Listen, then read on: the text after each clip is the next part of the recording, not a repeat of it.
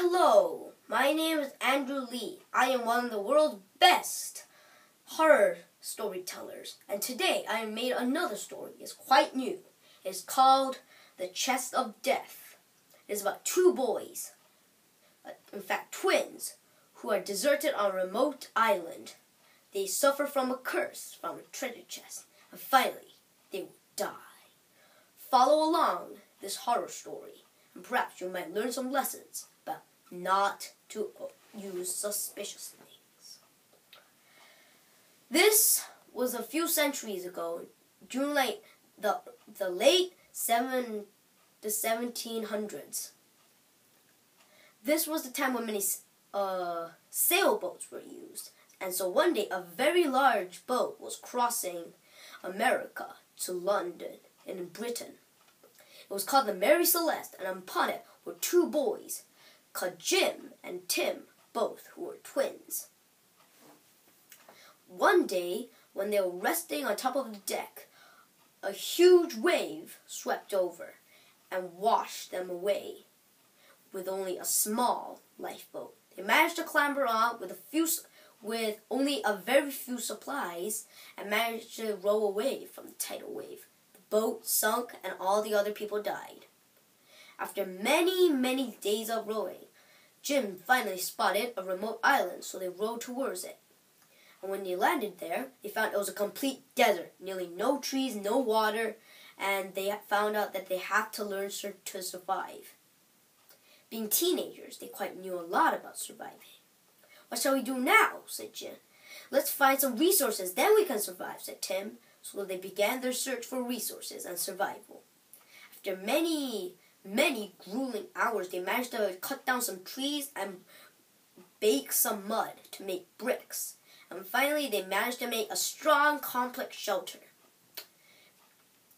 What they now needed was food, water, and perhaps even medication. So they began their search for that too. And a few hours later, they managed to find a good source of meat, which in fact was birds and some hogs, and some good vegetable sources, and some fruits. But the two twins did not know that something bad was on this island, but they would find it, and none of them would survive. It all started like this. Many weeks later, Jim and Tim were quite used to life on the island.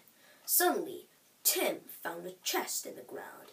Using all his might, Jim helped Tim to lift it up. It was a beautiful chest, but it looked strange.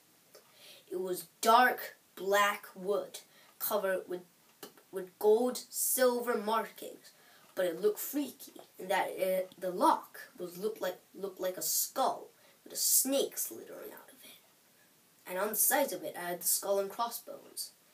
"Let's see what is in it," shouted Tim. "No," said Jim. "I have a bad feeling about this." But he couldn't stop Tim from opening it. And when they opened it, they found not jewels, but a weird thing. There was nothing in the chest. But suddenly, rumbles started to come from all over the ground. And within moments, a skeleton army burst out of the ground. The pale, whitish-brown creatures had nearly no color except for their red eyes. "Run!" shouted Jim, and they began to run for the safety of their shelter. The skeleton army right behind. They sliced down trees, nearly crushing the twins. However, the skeletons soon became lost, and Jim and Tim were safe for now. Inside the shelter, they locked the doors and huddled as close together, not breathing. But suddenly, they heard the whoosh of wings and air above them. They looked out, and there was one of their worst fears, a dragon horde, crimson red and burning with fire. They began swooshing all over the shelter, scorching the pathetic remains.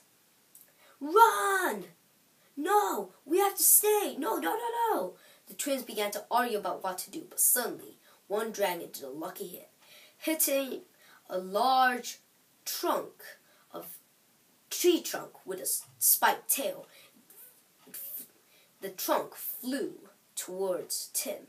And before they even knew what was happening, Tim was crushed. "No!" shouted Jim, but he couldn't do anything. The dragons were now about to kill him. He had no choice but to run away from the charred remains of what remained of their helpful, now gone shelter. Many weeks passed since the death of Tim and the dragon horde attack, and skeletons. Jim was now exhausted. With no food supplies and no shelter, he could barely survive. Many times he was attacked by the dragons and the skeletons. He only barely survived those attacks, but with every attack he seemed to getting weaker.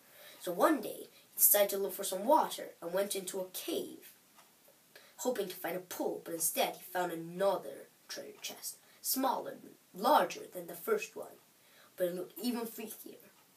The chest itself was made from bones, and inside it there were faint scuttling noises.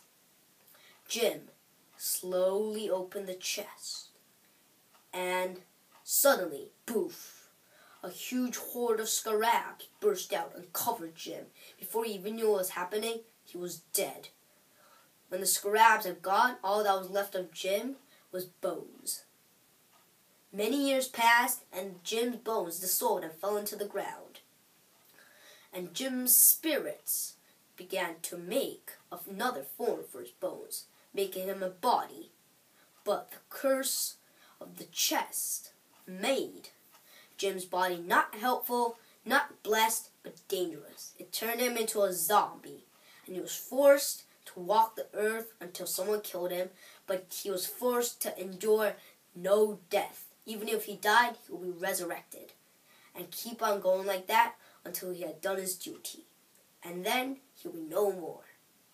That is the curse of the chest of death.